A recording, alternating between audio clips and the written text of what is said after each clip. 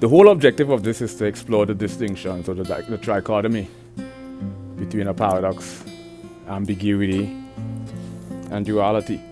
So the wave medium particle in light is considered is dualistic, with the distinctions wave, particle.